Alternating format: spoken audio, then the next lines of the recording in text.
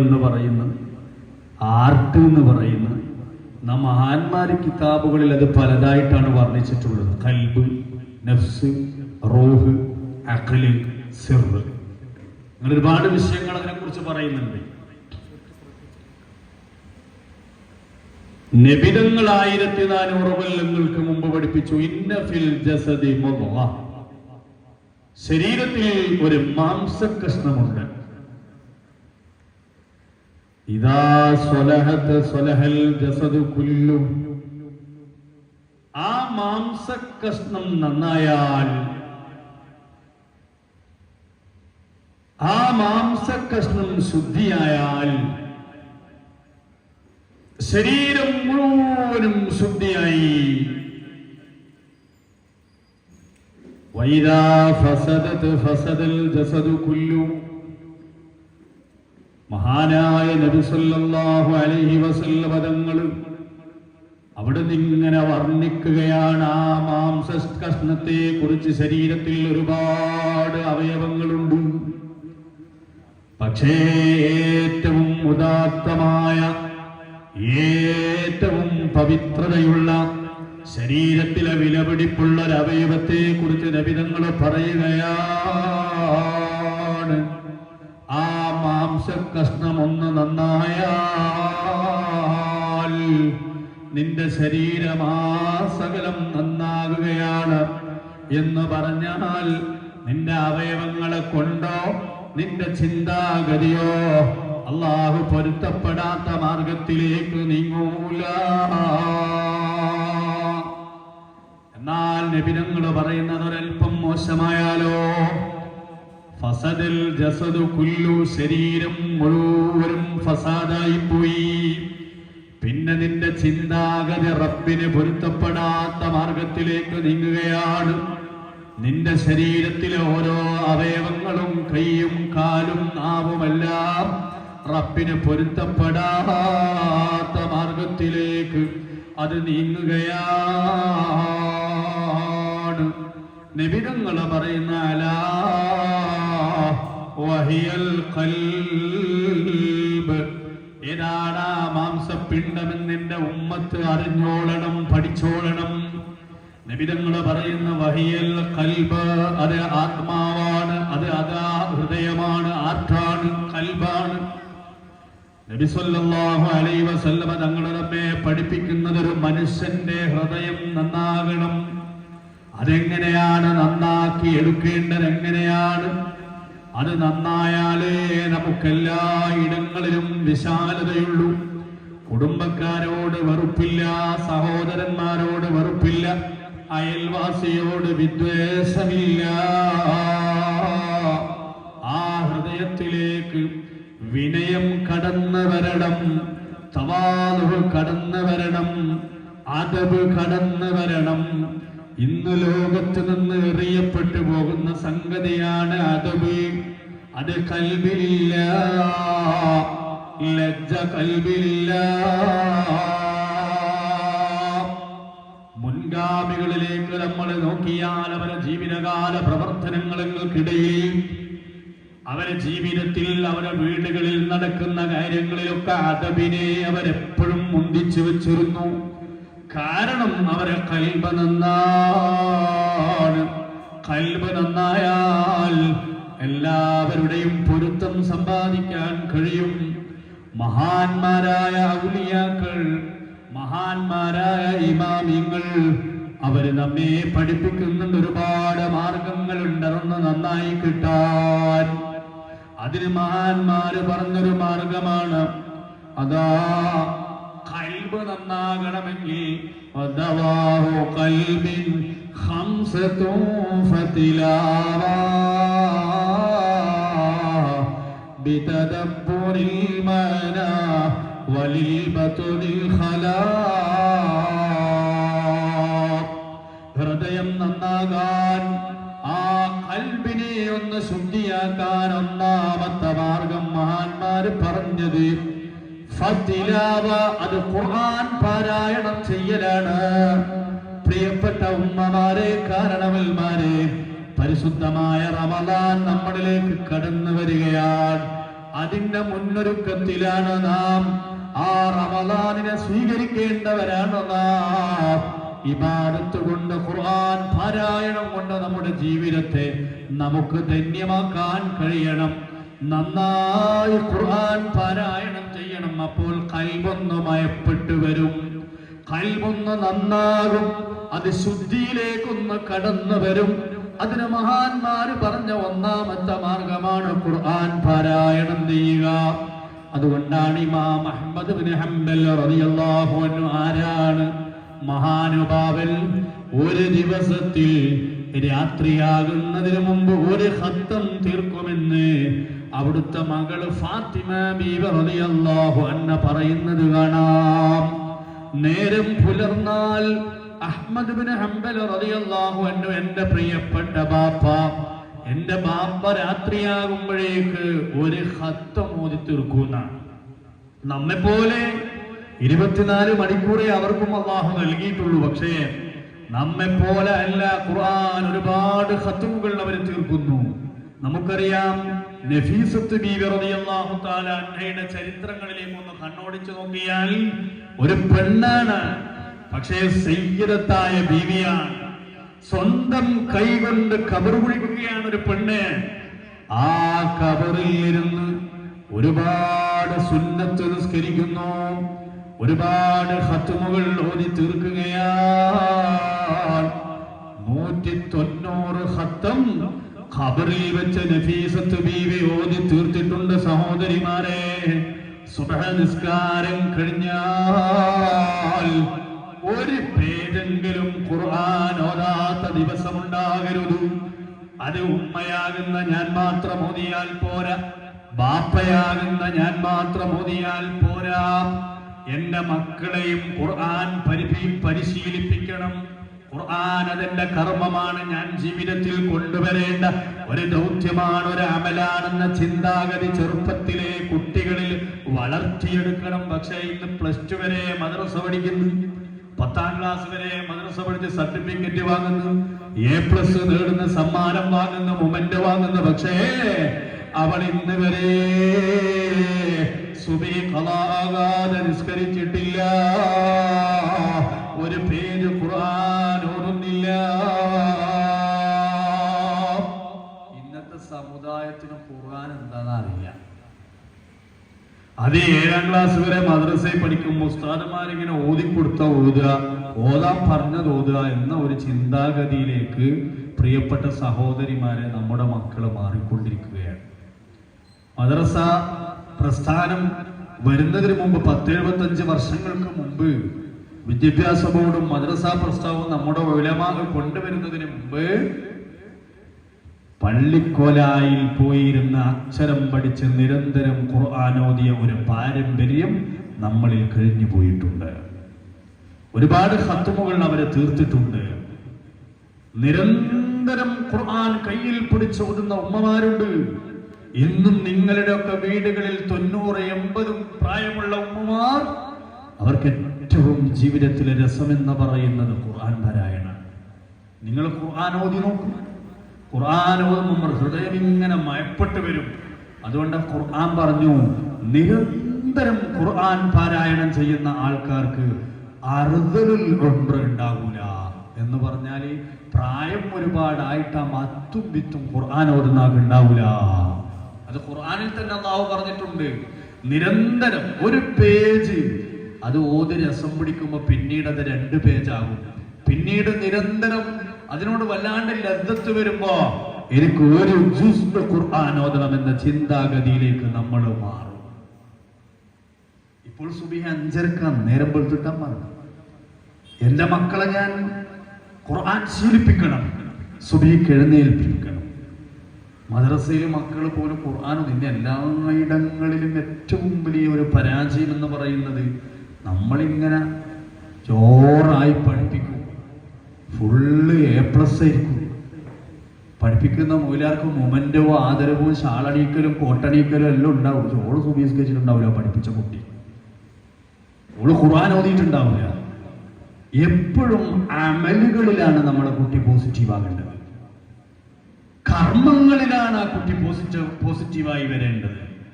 അവൾ പഠിച്ച അദ്കാറുകളും പരിശുദ്ധ ഖുർആനും പരീക്ഷയ്ക്ക് എഴുതി A+ മാർക്ക് വാങ്ങാനുള്ളത് മാത്രമല്ല, അവളെ ജീവിതത്തിലേക്ക് അവൾ കൊണ്ടുവരുമ്പോഴാണ് ഉസ്താദും വിദ്യാർത്ഥിയും രക്ഷിതാവും വിജയിക്കുന്നത്. അല്ലാഹു അക്കൂട്ടത്തിൽ നമ്മെ ഉൾപ്പെടുത്തി തരുമാറാകട്ടെ. ഇമാം അഹ്മദ് ബിൻ ഹംബൽ റളിയല്ലാഹു അൻഹുവിന്റെ ചരിത്രങ്ങളിലേക്ക്, ശാഫി ഇമാമിന്റെ ചരിത്രങ്ങളിലേക്ക്, നഫീസത്ത് ബീവിയുടെ ചരിത്രങ്ങളിലേക്ക് നമ്മൾ കണ്ണോടിച്ചു നോക്കിയാൽ ഇതൊന്നും വയലിൽ ചരിത്രം പറയാനും പഠിക്കാനും കേൾക്കാനും മാത്രമല്ല, ജീവിതത്തിൽ അവരെ മാതൃകയാക്കി എനിക്കെങ്ങനെ മാറ്റങ്ങൾ ഉണ്ടാക്കാൻ കഴിയുമെന്ന് ചിന്തിക്കണം. ഖുർആൻ ഓതിപ്പോൾ നിങ്ങൾ നിരന്തരം ഖുർആൻ ഓതു. നിങ്ങൾ ഖുർആനിനോടുണ്ടൊരു മാസ്മരികത, ഖുർആനിനോടുണ്ടൊരു ലദ്ദത്ത് വരാൻ, ഖുർആനിനോടുണ്ടൊരു അനുഭൂതി വരാൻ. അത് വന്നാൽ പിന്നെ മരണം വരെ ഖുർആൻ ഓതാതിരിക്കൂല. നിരന്തരം ഖുർആൻ ഓതുന്ന ഉമ്മ, അല്ലെങ്കിൽ നിരന്തരം ഖുർആൻ ഓതുന്ന സഹോദര, നിന്റെ ശരീരത്തിലേക്ക് വല്ല അസ്വസ്ഥതക്കേടും നിനക്ക് വന്നു പോയാൽ, ഒരു വയറുവേദന വന്നാൽ, ഒരു പനി വന്നു പോയാൽ, ഒരു കണ്ണേറ് തട്ടിപ്പോയാൽ, ഒരു സിഹ്ർ ബാധിച്ചോ, ശൈത്വാനിയത്തിന്റെ കാഫിറിൽ നിന്റെ ഇടങ്ങേറും എന്റെ ശരീരത്തിൽ ഉണ്ടെന്ന് തോന്നിയാൽ, ഖുർആൻ ഓതി മന്ത്രിച്ചാൽ പെട്ടെന്ന് ശിഫ കിട്ടും കേട്ടോ. കാരണം എന്റെ നാവിലെപ്പോഴും ഖുർആനാണ്.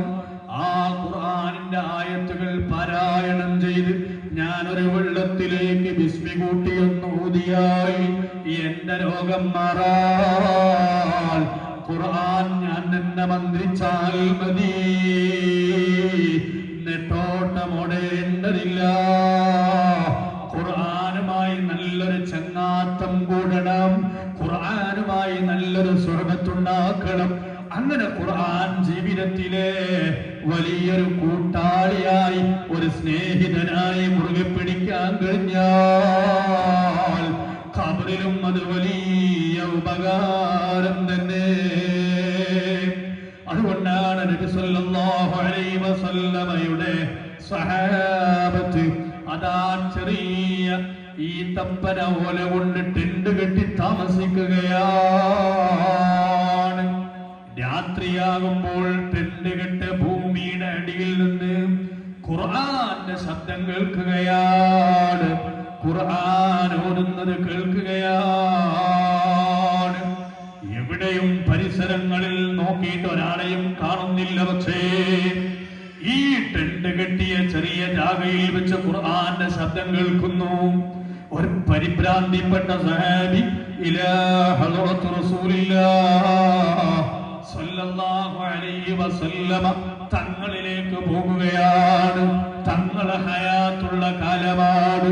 ഉമ്മമാരെ, നബിയോട് ഈ സഹാബി പറയുന്നു, നബിയേ, ഞാൻ ചെറിയ ജാഗ കെട്ടിയ സ്ഥലം, ഞാൻ പന്തലിട്ട സ്ഥലം, ഞാൻ ടെന്റ് കെട്ടിയ സ്ഥലം, അവിടെ വെച്ച് ഖുർആൻ ഓതുന്നത് കേൾക്കുന്നു നബിയേ, കേൾക്കുന്നു നബിയേ. മഹാനായ നബി സല്ലല്ലാഹു അലൈഹി വസല്ലം തങ്ങളുടെ മറുപടി, മോനെ, നീ ടെന്റ് കെട്ടിയതൊരു ഖബറിന്റെ പുറത്താണ് കേട്ടോ.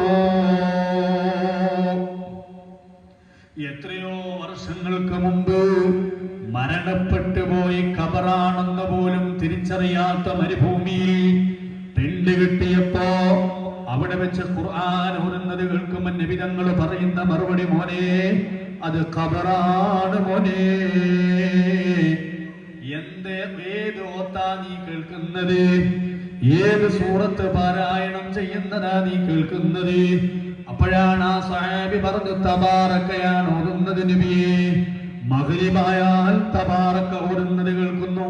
നബി സല്ലല്ലാഹു അലൈഹി വസല്ലം തങ്ങൾ പറഞ്ഞു, തിൽക മുൻജിയത്തു തുൻജി മിൻ അദാബിൽ ഖബർ.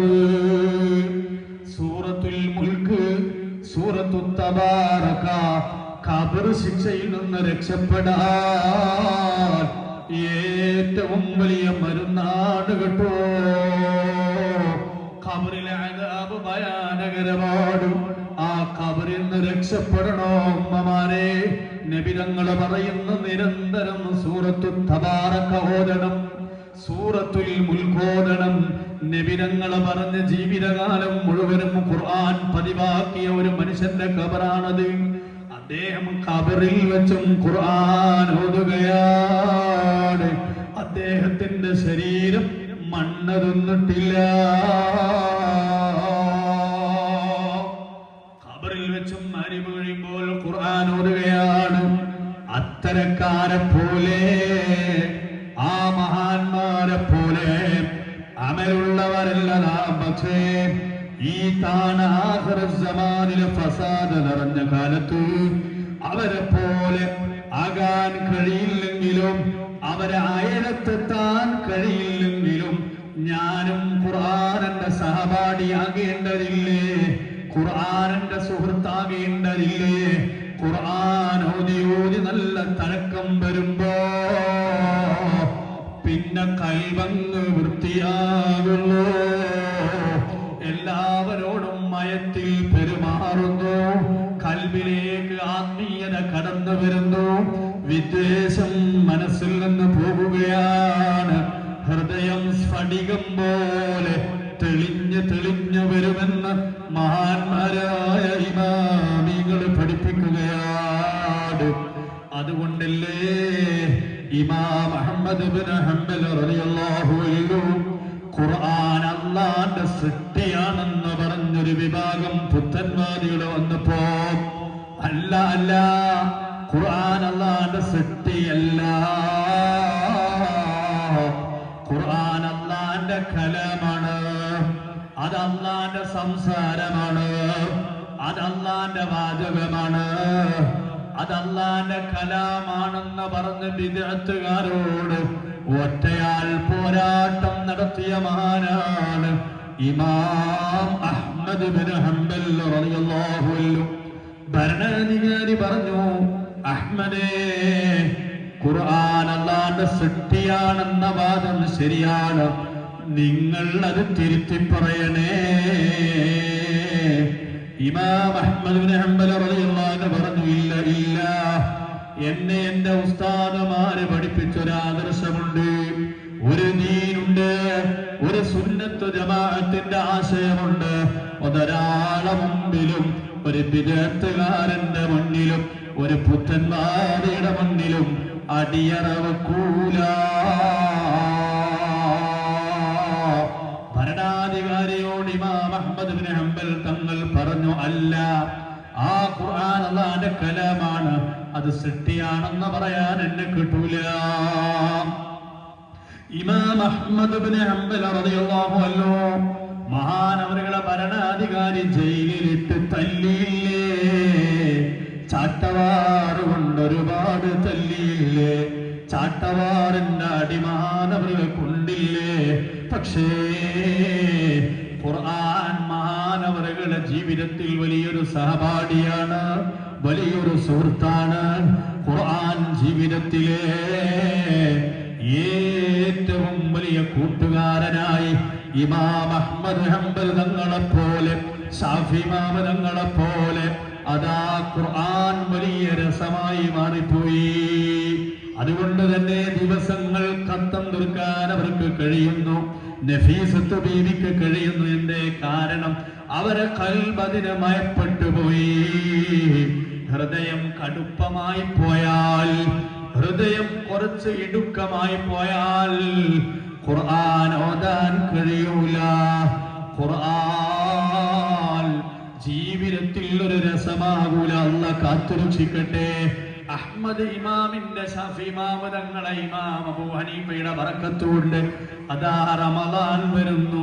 ഇന്ന് വഅദിന്റെ മജ്ലിസ് കഴിഞ്ഞു പോകുമ്പോ ഒരു തീരുമാനമെടുക്കണം.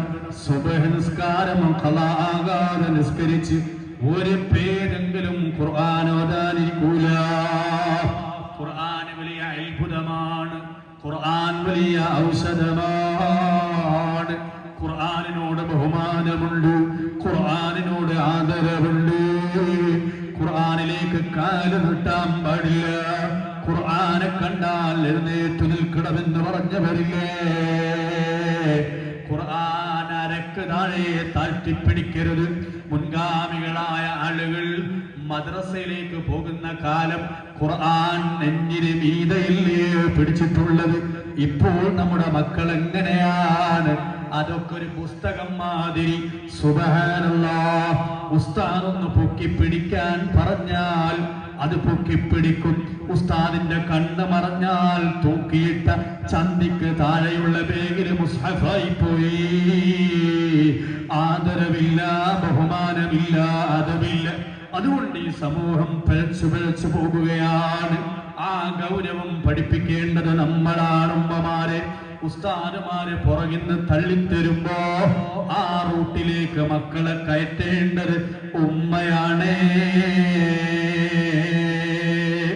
ഞാൻ വലിയ ഖുർആൻ ഓത്തുകാരിയായാൽ പോരാ. സുബഹിന്റെ മുമ്പ് തഹജ്ജുദ് നിസ്കരിച്ച് സുബഹ് നിസ്കരിച്ച് ഞാൻ ഇങ്ങനെ ഖത്മോതുമ്പോ എന്റെ മകൾ എഴുന്നേറ്റില്ല, അവള് ഖുർആൻ ഓതിയില്ല. എന്റെ മകൻ എഴുന്നേറ്റില്ല, ഖുർആൻ ഓതിയില്ല. എന്ത് ഫലം കിട്ടാനാ? എവിടെയാ ബറക്കത്തുണ്ടാകുക? എന്ത് സമ്പാദിച്ചിട്ട് കാര്യമെന്താണ്?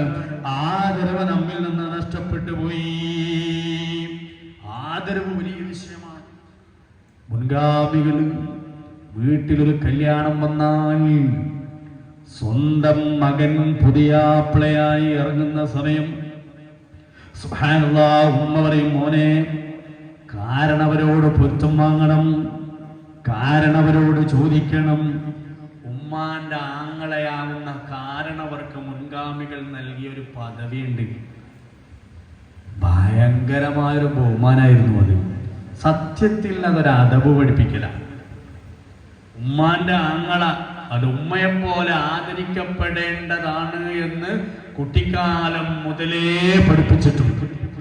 അതുകൊണ്ട് ആ പണ്ടൊരു കുട്ടിക്ക് ഏറ്റവും വലിയ ഭയം എന്ന് പറയുന്നത് ഉപ്പാനേക്കാൾ ഭയം കാർണൂറയാണ്. കണ്ണൂർ ജില്ലയിൽ കാർണപ്പാടെന്ന് പറഞ്ഞാൽ ഭയങ്കര സംഭവമാണ്.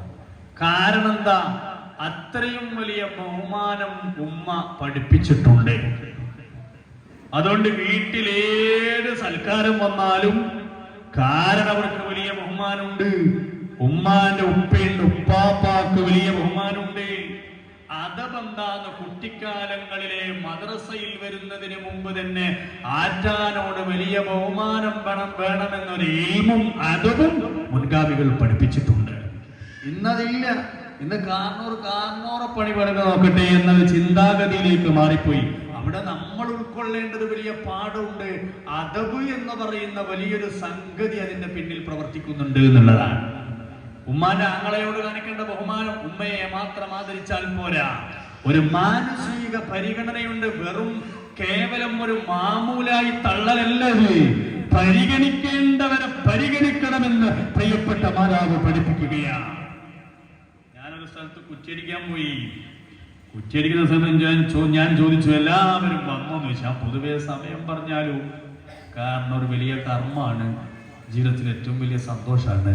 അപ്പം ഞാൻ ചോദിക്കും സമയമായാലും എല്ലാവരും ഒത്തിയൊന്നും ആന്ന് പറഞ്ഞാലേ ഞാൻ കുറ്റിയടിക്കും. സമയം 9:19:45 അവിടെ കാരണപ്പാടനും ചിന്തിക്കണം. ഞാൻ ഇങ്ങനെ നെഞ്ഞല്ലൊണ്ടിട്ട് വെയ്യ പോയാൽ മതി എന്നുള്ള ചിന്താഗതി കാരണപ്പാടക്ക് ഉണ്ടാകാൻ പാടില്ല. ഉള്ള ബഹുമാനവും കോർക്കാൻ പാടില്ല. മരിയോ വിളിച്ച സമയത്തിൽ അടുത്ത് അതിന്റെ തേളീമോ അതോ അതാണ്. അപ്പൊ ഞാൻ ചോദിച്ചു, ഇല്ല ഉസ്താദ് അടിച്ചോ? എല്ലാരും വന്ന് ഞാൻ കുറ്റിയടിച്ചു. കുറ്റിയെല്ലാം അടി കഴിച്ചിട്ട് അത്തരെല്ലാം ഇറക്കി നമ്മൾ കാർന്നൂർ ഭയങ്കര പ്രശ്നമായി. മൂപ്പര് ചായയും വെള്ളമൊന്നും കൊടുക്കാണ്ട് ഇറങ്ങി. ഒന്ന് ചൂടായി. ഇന്ന് പഠിക്കേണ്ട അതവുണ്ട്. അതുകൊണ്ട് ഞാൻ സാന്ദർഭികമായി ഉണർത്തുകയാണ്. എല്ലാത്തിനും അതവ് വേണം. ഇസ്ലാം എന്ന് പറഞ്ഞാൽ അതബിന്റെ മതമാണ്. ഞാൻ ആ കാരണവരോട് പറഞ്ഞു, ഞാൻ നിങ്ങളെ വാർത്താണ്, ഞാൻ നിങ്ങളെ വാർത്താണ്. ഞാൻ അയാളോട് പറഞ്ഞു. അയാൾ വളരെ വിദൂരത്തുനിന്നും മെരിയോളം പേർക്ക് കുറ്റിയടിക്കലാന്നുള്ള സന്തോഷത്തിൽ പറഞ്ഞത്. വരുമ്പോഴൊക്കെ ഇവിടെ എല്ലാം കഴിഞ്ഞാൽ അയാൾക്ക് ഒരു പരിഗണനയും കൊടുത്തിട്ടില്ല എന്നല്ലേ ഇതിൻ്റെ അർത്ഥം. ഞാൻ മൂപ്പരോട് പറഞ്ഞ്, സംഗതി നിങ്ങളെ വാർത്തായാൽ, കാരണം മാനുഷിക പരിഗണന എവിടെയുണ്ട്? മാമൂല അവിടെ വെക്കട്ടെ. പിന്നെ എന്തിനാ നിങ്ങൾ വിളിച്ചത് എന്തിനാ? വരാനില്ലേ? അങ്ങനെ ഒരു ഉമ്മാന്റെ ആങ്ങളെ വരാനുണ്ടെങ്കിൽ അദ്ദേഹത്തിന് ഒരു ആദരവും ബഹുമാനമൊക്കെ ഇനി എന്നോട് പറയണായിരുന്നോ, എന്തേ ഉസ്താദെ ആറ്റ വരാനുണ്ട്, അടിക്കല്ല എന്ന് പറയാം. നമ്മടെ നിന്നൊടുക്കുമല്ലോ. മൂപ്പര് ദേഷ്യം പിടിച്ച് ഇറങ്ങിപ്പോകുമ്പോ ഞാൻ ആ പുതിയാപ്പളിനോട് പറഞ്ഞു, പുതിയാപ്പള നിങ്ങളെ ബെയ്യത്തന്നെ പാനാവുകോരാതവ, നിങ്ങൾ അതിനാക്കാട്ടി വലിയ ഹൈമത്തിലും പക്കാറും ഇരിക്കണ്ട. ഞാൻ പുതിയാപ്പളല്ല, അയാൾ ആരാ എന്നെ പേടിപ്പിക്കാനി എന്നൊരു തോന്നല് വേണ്ട. നിങ്ങൾ അദ്ദേഹത്തിന്റെ പുറകെ തന്നെ അങ്ങ് പോ. എന്നിട്ട് ആറ്റ സാരല്ലാറ്റ അറിയാണ്ടായിപ്പോയതാറ്റ 10 മാപ്പ് പറഞ്ഞാലും പ്രശ്നമില്ല. ഇതിന്റെ പേരിൽ കുടുംബ ബന്ധം മുറിഞ്ഞു പോകരുത്. മൂപ്പര് ഇറങ്ങിയിട്ട് പോയി ബേക്കിൽ തന്നെ. അവന് 10 പ്രാവശ്യം ഒരു ആറ്റാന്ന് വിളിച്ചാൽ മതി, 11ാമത് പ്രാവശ്യം കയറി വരും. അത് വലിയൊരു അഥവാണ്. അസാധു. എന്നാൽ പിന്നെ ആയിക്കോട്ടെ ഉസ്താദെ, മൂപ്പര് ബേക്കിൽ തന്നെ പാഞ്ഞു, കുറേ പാഞ്ഞ് ആറ്റാന്ന് വിളിച്ച്. ഈ ആറ്റാക്കും തോന്നി ഓരാലും ബേക്കിൽ വന്നല്ല, തിരിച്ചിങ്ങോട്ട് വന്നു. അവിടെ വന്നിരുന്ന് ചായയെല്ലാം കുടിച്ച് ഞാൻ മൂപ്പരോട് പറഞ്ഞു, ആരും നിങ്ങളെ ഭാഗത്തില്ലെങ്കിലും ഞാൻ നിങ്ങളൊക്കെ തന്നെയാണ്. ഇവിടെ അദബ് എന്ന് പറയുന്ന കുട്ടികളിൽ നമ്മളിങ്ങനെ ഉസ്താദുമാർ പാടെടുക്കുമ്പോൾ പഠിപ്പിക്കാനുള്ളതല്ല. ഇത് ഖുർആനോട് മാത്രമല്ല, ജീവിതത്തിൽ ഒരുപാട് അദബ് വലിയ വിഷയല്ലേ. നിങ്ങൾക്കറിയില്ലേ, മഹാനായ അബ്ദുൽ ഖാദിർ ജീലാനി റളിയല്ലാഹു അൻഹു നിളാമിയ കോളേജിൽ പഠിക്കുന്ന സമയം തൊട്ടടുത്ത മുത്തഅല്ലിമുണ്ട് അബ്ദുല്ലാഹി ഇബ്നുൽ അസ്റൂർ റളിയല്ലാഹു അൻഹു. അന്നെല്ലാവരും ചെറുപ്പക്കാരാണ്, ചെറിയ കുട്ടികളാണ്. അതുപോലെ തന്നെ ഇബ്നു സഖാ എന്ന് പറയുന്ന ആളുണ്ട്. നല്ല തിരുപാടുള്ള മുത്തഅല്ലിമാണ്, നല്ല കഴിവുള്ള മുത്തഅല്ലിമാണ്. പക്ഷേ മൂന്നാളും ഒരു ദിവസം അസ്ർ കഴിഞ്ഞ് ഇങ്ങനെ ഇറങ്ങി. എന്തിനാന്നറിയോ? അസ്ർ കഴിഞ്ഞിട്ട് ഇറങ്ങിയത് എന്തിനാന്നറിയോ? ഗൗസ് എന്ന് പറയുന്ന ഒരു വലിയ മഹാൻ വന്നിട്ടുണ്ട്. ഗൗസ് എന്ന് പറഞ്ഞാൽ ചില്ലറക്കാരനൊന്നല്ല, ഒരു വലിയുണ്ട്. ഗൗസ് എന്ന് പറഞ്ഞപ്പോ ഇവര് മൂന്നാളും പ്ലാനിട്ട് അബ്ദുല്ലാഹി ഇബ്നു അസ്റൂരും ഇബ്നു സഖയും അതുപോലെ തന്നെ മഹാനായ അബ്ദുൽ ഖാദിർ ജീലാനി തങ്ങളും മൂന്നാളും യാത്ര പോവുകയാണ്. എന്തിന്? ഔലിയാക്കളെ കാണാൻ, വലിയനെ കാണാൻ. അങ്ങനെ മഹാന്മാരൊക്കെ ഒന്ന് കാണലും ബർക്കത്തെടുക്കലൊക്കെ നല്ല. ഏതെങ്കിലും ഒരു മഹാനുണ്ട് എന്ന് പറഞ്ഞ് നമുക്കൊന്ന് പോയിട്ട് കാണാതെ പറഞ്ഞാൽ ചില ആൾ പറയാം, ഞാൻ വരുന്നില്ലപ്പാ എന്നാ പറയാ. എന്താ? ഞാനൊരു ദോഷിയാണ്, അനക്ക് പേടിയാന്ന്. ആ ദോഷി തന്നെയാണ് ഔലിയാക്കടുത്ത് പോകേണ്ടത്. അവര് നന്നാക്കലാണ് അവരെ ഡ്യൂട്ടി, അല്ലാണ്ട് നിന്റെ തെറ്റ് തുറന്നു പറയാനല്ല. ഔലിയാക്കളെ ഡ്യൂട്ടി പാവപ്പെട്ട നമ്മെ പോലെയുള്ള ദോഷികളെ ഒറ്റ നോട്ടത്തിൽ അങ്ങ് നന്നാക്കലാണ്. അല്ലാണ്ട് നമ്മളെ തെറ്റുകൾ വിളമ്പുന്നവർ ഔലിയാക്കളല്ല. എല്ലാവരെ തെറ്റും മറച്ചു വെക്കാനാ ഇസ്ലാം പഠിപ്പിക്കുന്നത്. തുറന്നു പറയുന്നത് ഇസ്ലാമല്ല. ഒരൗലിയാക്കളും അങ്ങനെ പറയൂല. ഒരാളെ തെറ്റും മറ്റൊരാൾക്ക് അല്ലാഹു വെളിവാക്കി കൊടുക്കൂല. ഇനി വെളിവാക്കി കൊടുത്താൽ തന്നെ ചിലപ്പോൾ അയാൾ നന്നാകാൻ അതൊരു കാരണമായേക്കാം. ഏതായാലും 3 യുവാക്കള് പോവുകയാണ്. ആരെ കാണാനാ പോകുന്നത്? നാട്ടിൽ വലിയൊരു ഔലിയ വന്നിട്ടുണ്ടെന്ന് അറിഞ്ഞപ്പോ, ഔലിയ എന്ന് പറഞ്ഞാൽ അത് വലിയ തന്നെയാണ്, പേരിൽ മാത്രം ഔലിയല്ല. നല്ല ഹോസായ വില്ലവാനാണ്. കാണാൻ പോകുന്ന വഴിയിൽ ഇബ്നു സഖാ എന്ന് പറയുന്ന ചെറുപ്പക്കാരൻ നല്ല തിരുവാടുള്ള ആലിമാണ്. ഏത് മസ്അല ചോദിച്ചാലും മൂപ്പര് മറുപടി പറയും. ഏത് ഫത്വ ചോദിച്ചാലും മൂപ്പര് മറുപടി പറയും. ഏത് കിതാബും മനഃപ്പാഠമാണ്. ഏത് ഖുർആന്റെ തഫ്സീറും മനഃപ്പാഠമാണ്. പോകുന്ന വഴിയിൽ ഇബ്നു സഖാ അബ്ദുൽ ഖാദിറിനോടും റളിയല്ലാഹു അൻഹു അബ്ദുല്ലാഹി ഇബ്നു അസ്റൂരിനോടും പറഞ്ഞ്, നമ്മൾ പോകല്ലേ, എനിക്കൊരു ഉദ്ദേശമുണ്ട്. അബ്ദുൽ ഖാദിർ എന്ന് പറയുന്ന മുത്തഅല്ലിം ചോദിച്ചു, നിങ്ങളുടെ ഉദ്ദേശം എന്താണ്? പ്ലാൻ എന്താണ്? ലാ അസ്അലന്നഹു മസ്അലതൻ ലാ യദ്രി ലഹാ ജവാബ.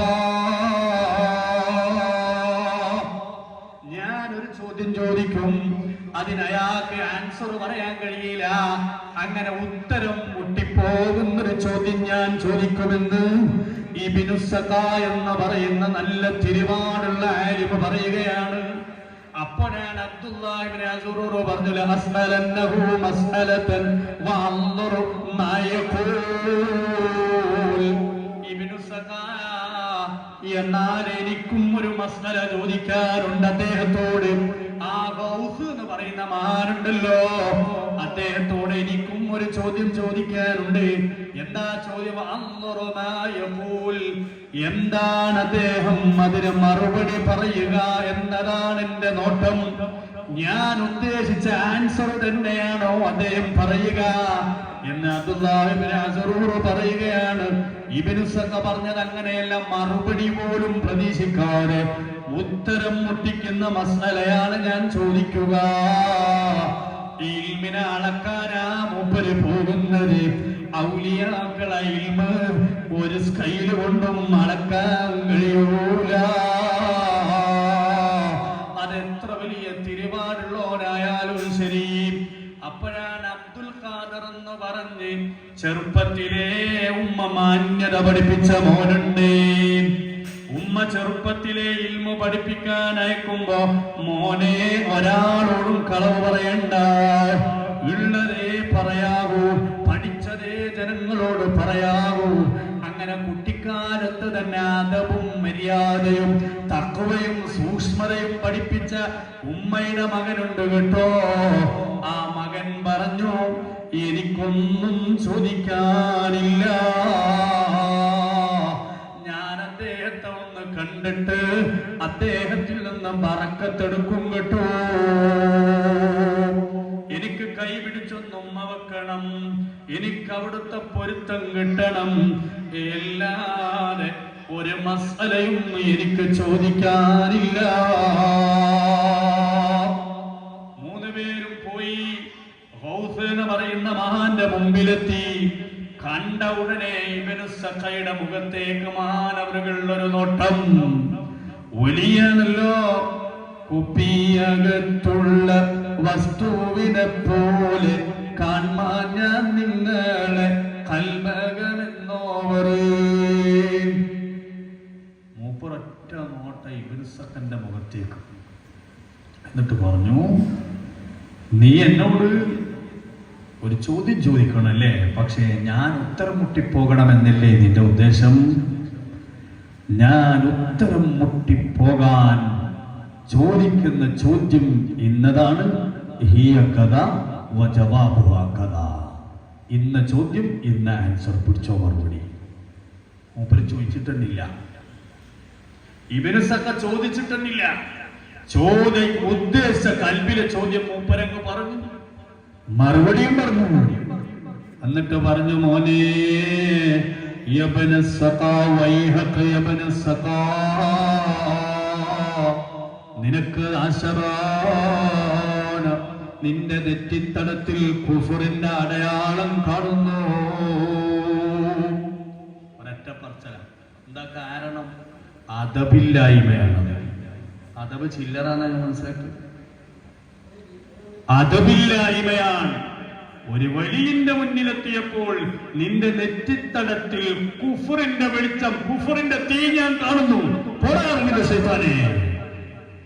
ഇബ്നു സഖ അടി ഓടിക്കുകയാണ്. മറ്റാളന്റെ അബ്ദുല്ലാഹി ഇബ്നു അസ്റൂർ മൂപ്പര് അങ്ങനെ ഉത്തരം മുട്ടിക്കാനൊന്നും ലക്ഷ്യമുണ്ടായിട്ടില്ല, പക്ഷേ ആൻസർ ശരിയാണോ എന്നതിലേക്കാണ് നോട്ടം. ആ ചിന്തയോടെ പോയ അബ്ദുല്ലാഹി ഇബ്നു അസ്റൂരിന്റെ മുഖത്ത് നോക്കിയിട്ട് ആ പണ്ഡിതൻ പറഞ്ഞു, ഹിയ കദാ വജവാബുഹാ കദാ. അബ്ദുല്ലാ, നീ ചോദിക്കാൻ ഒരു ചോദ്യം മനസ്സിൽ കണ്ടില്ലേ? അതിന്റെ ആൻസർ ശരിയാണോ എന്നല്ലേ നിന്റെ ഉദ്ദേശം? പിടിച്ചോ, ചോദ്യം പിടിച്ചോ, ആൻസർ പിടിച്ചോ. പക്ഷേ നിന്റെ ചെവിക്കുറ്റി വരെ ദുനിയാവ് കുന്നുകൂടുന്നത് ഞാൻ കാണുന്നു എന്ന് പറഞ്ഞാൽ ദുനിയാവ് കൊണ്ട് നിന്നെ പരീക്ഷിച്ചു കളയുന്നു. ദുനിയാവ് നിന്റെ ചെവിന്റെ കുറ്റി കുറ്റി വരെ ഇങ്ങനെ കുന്നുകൂടിയതായിട്ട് ഞാൻ കാണുന്നു. നിനക്ക് പോകാം. അബ്ദുൽ ഖാദർ എന്ന് പറയുന്ന ചെറുപ്പക്കാരനായ നല്ല അദബുള്ള മുതഅല്ലിമ, നല്ല ചിട്ട വേണം, അദബ് വേണം. പഠിപ്പിച്ച ഉസ്താദ് പറഞ്ഞതിനപ്പുറം മറ്റൊരാശയം ചിന്തിക്കാൻ പാടില്ല. ഏതെങ്കിലും കള്ളത്തൊരീക്കത്തുകാരൻ നല്ല കമീസിട്ട്, നല്ല ജുബ്ബയിട്ട്, നല്ല തസ്ബീഹ് മാല നെട്ടിപ്പിടിച്ചാൽ എന്റെ ഉസ്താദിനേക്കാൾ വലിയതയാളെന്ന ചിന്തയോടെ അയാളെ ശർറിൽപ്പെട്ട് നീ വല്ല ദിക്ർ ചെല്ലുന്നവനാകണ്ട. ഉസ്താദിന്റെ പൊരുത്തമില്ലാതെ, ഉസ്താദിന്റെ അതമില്ലാതെ, ഉസ്താദിനോട് അതമില്ലാതെ നീ ഏത് ശൈഖിന്റെ പിന്നാലെ കൂടിയാലും നിന്റെ ആഖിബത്ത് മോശമാണ് കേട്ടോ. മാതാപിതാക്കളെ പൊരുത്തമില്ലാത്ത ഒരു ശൈഖിന്റെ പിന്നാലെയും പോകണ്ട. 2 ആഴ്ച മുമ്പ് ഒരു മാതാപിതാക്കള് കണ്ണൂര് വടപട്ടണത്ത് നിന്ന് പ്രായമുള്ള ഒരു ഉപ്പയും ഉമ്മയും എന്റെ സമീപത്ത് വന്ന് ഒരുപാട് സമയം ഇങ്ങനെ പൊട്ടി വിങ്ങിപ്പൊട്ടി കരഞ്ഞതിന് ശേഷം അവർക്ക് പറയാൻ കഴിയാതെ ഞാൻ പറഞ്ഞു, നിങ്ങളെ കാര്യം പറയൂ. അവര് പറഞ്ഞു, ഉസ്താദേ ആകെ ഒരു മകനേയുള്ളൂ, അവൻ പെണ്ണ് കെട്ടിയിട്ടൊന്ന് കാണണമെന്ന് കണ്ണടയുന്നതിന് മുമ്പ് ആശയുണ്ട്, കണ്ണടയുന്നതിന് മുമ്പ് ആശയുണ്ട്. എന്റെ പൊന്നു മോനൊരു വിവാഹം ചെയ്തിട്ട് കാണാൻ. ആണായിട്ടും പെണ്ണായിട്ടും ആ ഒറ്റൊരുത്തനേ ഉള്ളൂ. ഞാൻ കല്യാണം ശരിയാകാൻ വേണ്ടി എനിക്ക് ഇജാദത്തുള്ളൊരമല് പറഞ്ഞു കൊടുക്കുമ്പോ ഞാൻ ആ ഉമ്മയോട് ചോദിച്ചു, മകനെവിടെയാണ്, വിദേശത്താണോ? 30 വയസ്സ് കഴിഞ്ഞു ആ ചെറുപ്പക്കാരന്. ഞാൻ ചോദിച്ചു, മകനെവിടെയാണ്?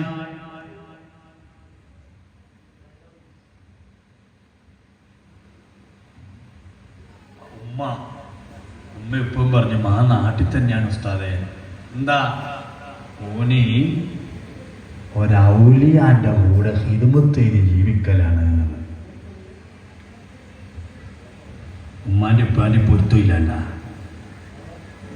ഈ മാതാപിതാക്കളെ മനസ്സിലുള്ളത് ഈ പൊന്നുമോനൊന്ന് കെട്ടിയിട്ട് കാണണമെന്നാണ് ഏതൊരു ഉമ്മാന്റെ ഉപ്പാന്റെ ആശയമാണ്.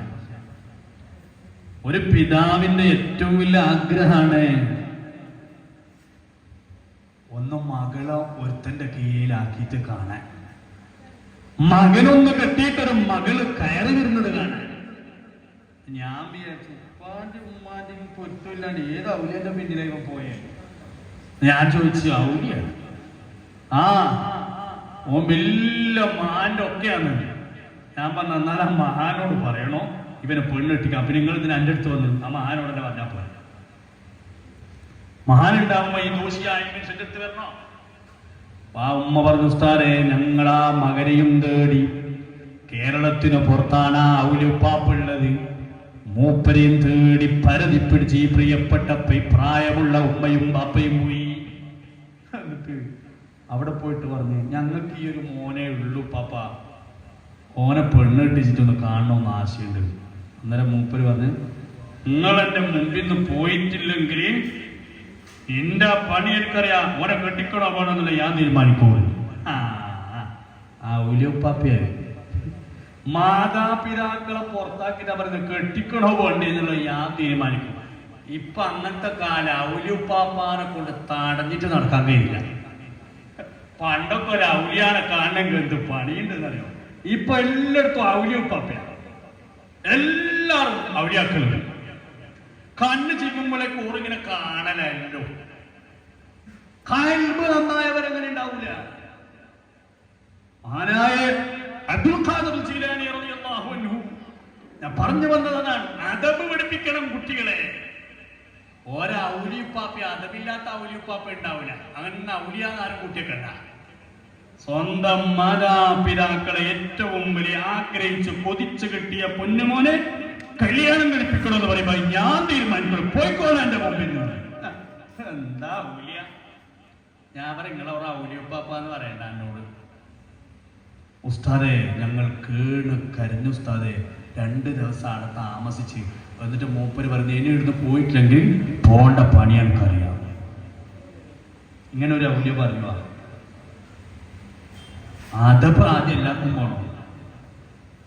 അബ്ദുൽ ഖാദർ ജീലാനി തങ്ങളെ മുഖത്ത് നോക്കിയിട്ട് ഈ മഹാൻ പറഞ്ഞു, യാ അബ്ദുൽ ഖാദർ, മോനെ അബ്ദുൽ ഖാദറെ, നീണ്ടല്ലോ വലിയ ഔലിയാക്കളെ നേതാവായിട്ടാണ് ഞാൻ കാണുന്നത്.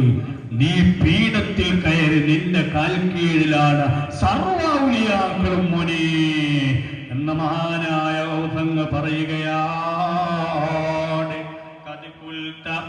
قد قلت بالإذن من مولاك مؤتمرا قدمي على رقبات الأولياء ترى فكلهم قد رأوا وضعا لها بشرا يا من سمى اسما عليهم محي الدين يا محي الدين يا محي الدين.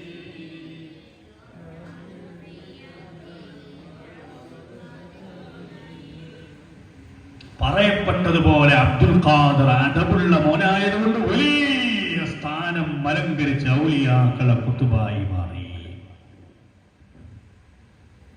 ഇബ്നു സഖ്ഖയോ മൂപ്പര് വലിയ സംവാദവും മുഖാമുഖങ്ങളൊക്കെ നടത്തുന്ന ആളാണ്. പക്ഷേ അവസാനം കാഫറായി ചത്തുപോയി. അബ്ദുല്ലാഹ് ഇബ്നു അസ്ഊർ പറയുന്നു, ഞാൻ അദ്ദേഹം പറഞ്ഞതുപോലെ എന്നെ ഭരണാധികാരി സുൽത്താൻ ഔക്കാഫിന്റെ ജോലി ഏൽപ്പിച്ച് എനിക്ക് സമ്പത്ത് കുന്നുകൂടിപ്പോയി. ഇതെന്ത് ചെയ്യണമെന്ന് തിരിയാത്ത അവസ്ഥയിലേക്ക് അബ്ദുല്ലാഹ് ഇബ്നു അസ്ഊർ മാറിപ്പോയി.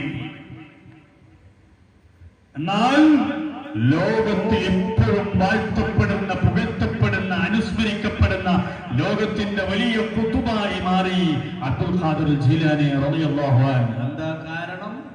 കുട്ടിക്കാലത്തെ അദബ് എന്താണെന്ന് ഉമ്മ പഠിപ്പിച്ചിട്ടുണ്ട്. അദബ് ഖൽബിന്റെ മറ്റൊരു വിഷയമാണ്, വിശേഷണമാണ്. അദബ് വേണം നമുക്കെല്ലാ വിഷയത്തിലും. വിനയമുണ്ടാകണം നമ്മുടെ ഖൽബിൽ. അബ്ദുൽ ഖാദർ ജീലാനി റളിയല്ലാഹു അൻഹു മദീനയിലേക്ക് പോയപ്പോ മദീനയിൽ 40 ദിവസം മുത്തുനബിയുടെ റൗളയിൽ നിന്നു.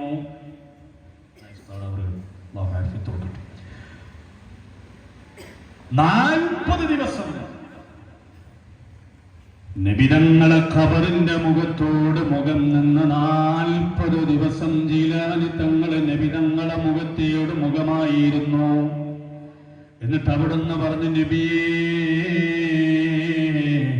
പാവപ്പെട്ടവൻ ഒരുപാട് തെറ്റ് ചെയ്തവനാണ്. കടലിലെന്നൊര പോലെയാണ് എന്റെ തെറ്റ്. അല്ല അല്ല, പർവ്വത സമാനമാണ് എന്റെ തെറ്റ്. അല്ലാഹുവേ, മാന്യനായ റബ്ബിന്റെ മുന്നിൽ കടലിനേക്കാൾ വലിയ തെറ്റാണെങ്കിലും പർവ്വത സമാനമായ തെറ്റാണെങ്കിലും മാപ്പ് തരാൻ എന്റെ റബ്ബിനതാ ഒരു ഈച്ചയുടെ ചിറക് പോലെ ദുർബലമാണ് എന്റെ തെറ്റുകൾ. പർവ്വത സമാനമായ തെറ്റ് എന്റെ മാന്യനായ രക്ഷിതാവിന്റെ മുന്നിൽ ഒരീച്ചയുടെ ചിറക് പോലെ ദുർബലമാണ്. മാപ്പ് തരണേ അല്ലാ. ഇതാണ് വിനയമെന്ന് പറയുന്നത്. ജീവിതത്തിൽ സുഹൃദിലായി ജീവിച്ച് എല്ലാ സുഖങ്ങളും സൗകര്യങ്ങളും സംവിധാനങ്ങൾ ഉണ്ടാകുമ്പോ അതിലേക്ക് കൽബ് തിരിക്കാതിരിക്കലാണല്ലോ സുഹൃദ്. ഒരുപാട് സമ്പത്തുണ്ട്, സുഖങ്ങളുണ്ട്, സൗകര്യങ്ങളുണ്ട്, സംവിധാനങ്ങളുണ്ട്, പക്ഷേ കൽബ് അതിലേക്ക് തിരിയുന്നില്ല. അങ്ങനെ സാഹിദായി ജീവിച്ച ജീലാനി തങ്ങൾ പറയുന്ന എന്റെ തെറ്റ് സമാനമാണ്, പർവ്വത സമാനമാണ്, കടലിലെന്നൊരു പോലെയാണ്. എന്തൊരു എളിമയുള്ള ജീവിതമാണ് മഹാന്മാർക്ക്, ഔലിയാക്കൾ എന്തൊരു എളിമയുള്ള ജീവിതമാണ്. സുബ്ഹാനല്ലാഹ്. അവരെ കൽബ് സ്ഫുടമായില്ലേ, ഖുർആൻ കൊണ്ട് അവരതിനെ മാറ്റിയെടുത്തില്ലേ. അതുകൊണ്ടാണ് ഇമാം അഹ്മദ് ബിൻ ഹംബൽ റളിയല്ലാഹു അൻഹു ചോദിച്ചു റബ്ബിനോട്, മുഖറബീങ്ങളായ നിന്റെ അടിമകൾ അല്ലാഹുവേ നിന്നിലേക്ക് അടുത്തത് എങ്ങനെയാണ്? ഒരുപാട് ഔലിയാക്കൾ അമ്പിയാക്കൾ ലോകത്ത് കഴിഞ്ഞുപോയി. റബ്ബേ നിന്നിലേക്ക് അവരടുത്തത് എങ്ങനെയാണ്? അവരെ മറുപടി, അല്ലാഹുവിന്റെ മറുപടി, അഹ്മദേ മുഖറബീങ്ങൾ എന്നിലേക്ക് അടുത്തത് പരിശുദ്ധ ഖുർആൻ കൊണ്ടാണ്. അതുകൊണ്ട് ഖുർആൻ ഓതണേ. അതാണ് മഹാന്മാര് പറഞ്ഞത്, വദവാഉ ഖൽബി ഖംസതുൻ ഫതിലാവാ ബിതദബ്ബുരിൽ മഅനാ വലിൽ ബത്നിൽ ഖലാ. ഈ ഖൽബ് സ്ഫടികം പോലെ ആകണോ, ദുർചിന്തകളില്ലാതിരിക്കണോ, ദുനിയാവുമായി ബന്ധപ്പെടാതിരിക്കണോ, നിന്റെ ഖൽബൊന്ന് മാറണോ. ജീവിതത്തിൽ ഖുർആനിന് സുഹൃത്തായി മുറുകെ പിടിച്ചോ, ഖുർആൻ ഓദിക്കോ. ഉമ്മമാരെ, നിങ്ങളെ ഞാൻ പറഞ്ഞില്ലേ, നന്നായി ഖുർആൻ ഓതി ശീലിച്ചു കഴിഞ്ഞാൽ ആ നാവ് കൊണ്ട് ഖുർആൻ ഓതി വന്ദിച്ചാൽ മതി. പരക്കപ്പായേണ്ടതില്ല, കള്ളത്തൊരീക്കത്തുകാരന്റെ പുറകിൽ നമ്മൾ പോകേണ്ടതില്ല. ആരെങ്കിലും തസ്ബീഹ് മാല ഉരുട്ടിക്കോട്ടെ, അവര് ചൊല്ലിക്കോട്ടെ, അവര് കോലങ്ങൾ കെട്ടിയാടിക്കോട്ടെ, കണ്ടതിന്റെ പുറകെ പോയി ആഖിബത്ത് മോശമാക്കല്ലേ. ഇപ്പോൾ അങ്ങനെയാണ്, വേലി തന്നെ വിളവ് തിന്നുന്ന കാലമാണ്. അതേ അലിമീങ്ങളായി ജനങ്ങൾക്ക് നല്ലത് പറഞ്ഞു കൊടുക്കേണ്ടതിന് പകരം സ്വന്തം പഠിപ്പിച്ച ഉസ്താദിനെതിരെ ആക്ഷേപം പറയുന്ന കാലമാണ്, ഉസ്താദിനെ കുറ്റം പറയുന്ന കാലമാണ്, ഉസ്താദിനെ പിഴച്ചു എന്ന് പറയുന്ന കാലമാണ്. അത്തരക്കാരെ ഷർറിലൊന്നും പെട്ടുപോകല്ല. ഞാൻ നിരന്തരം ഖുർആൻ ഓതിയാൽ എനിക്കെന്നെ മന്ത്രിച്ചാ പോരെ, ഞാൻ തന്നെ മന്ത്രിച്ചാ മതി.